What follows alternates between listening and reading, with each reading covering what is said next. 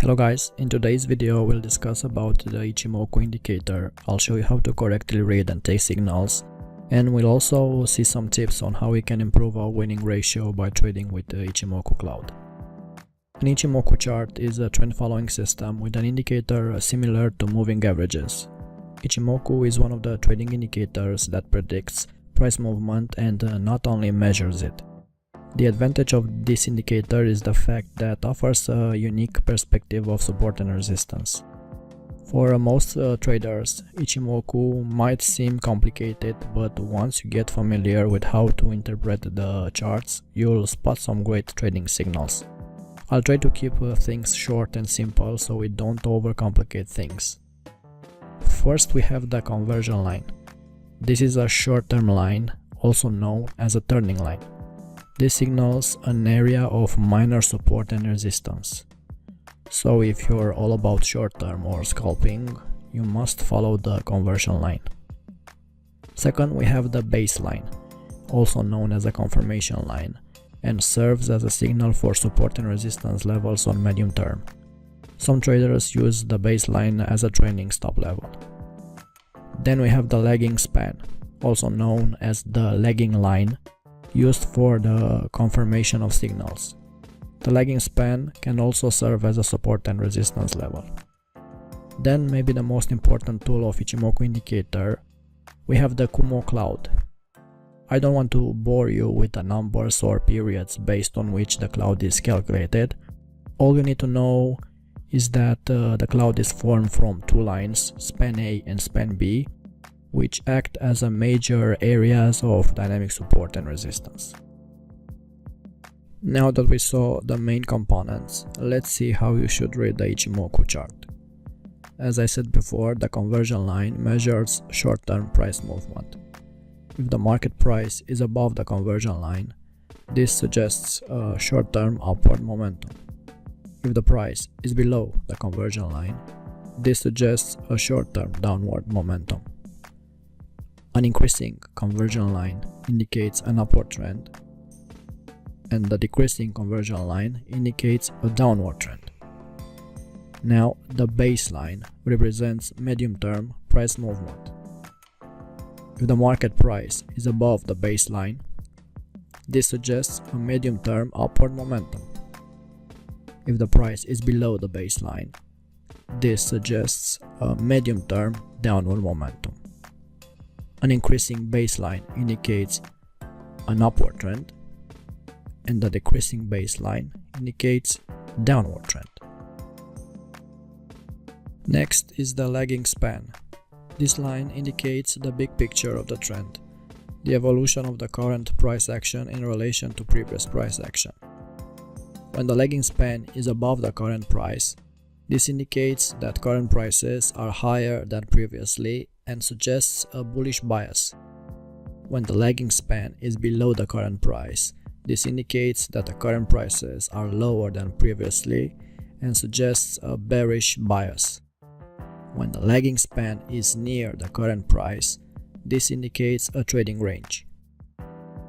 And finally, the Kumo, plotted as a cloud, indicates dynamic support and resistance based upon price action. The longer the price stays below or above the Kumo cloud, the stronger the trend is.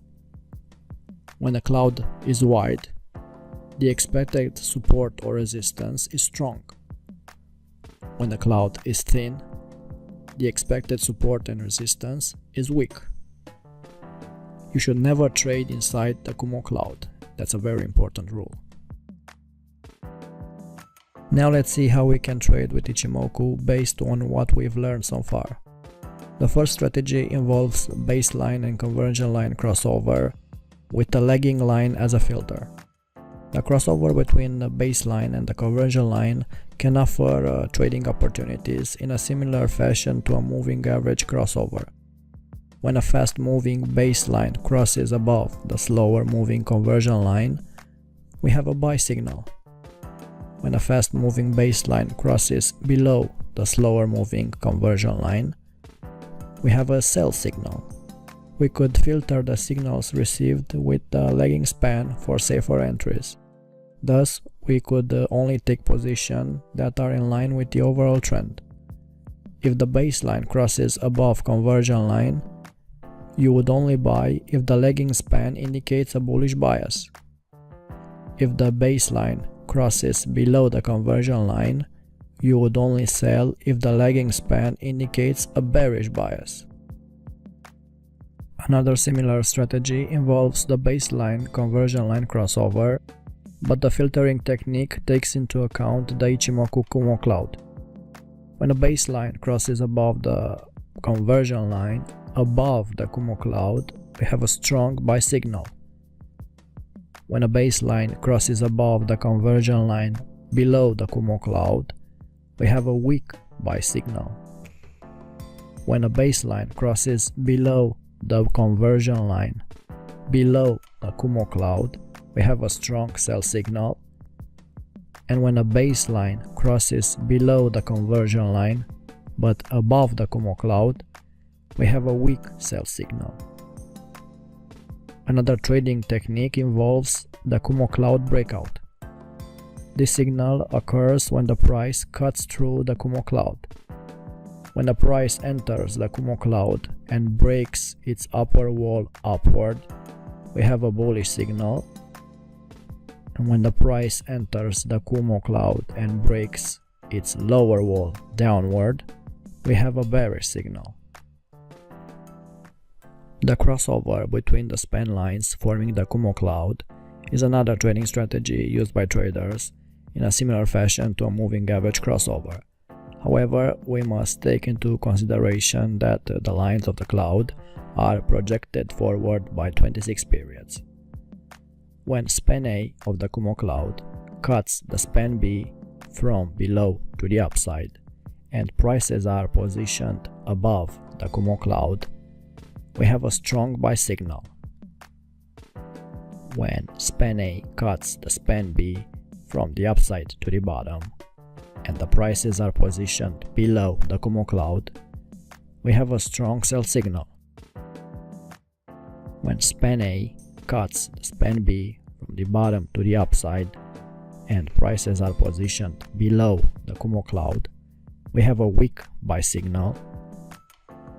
And when span A cuts span B from the upside to the bottom and the prices are positioned above the Kumo cloud, we have a weak sell signal.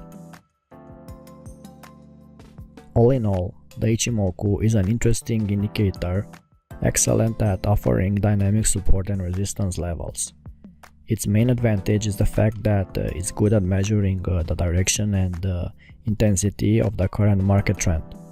Just be careful and use it in trending conditions, because during non-trending markets it will offer a lot of false signals. If you got any value from this, please consider subscribing to our channel, share and like this video, as it will help us a lot in the future. Until next time.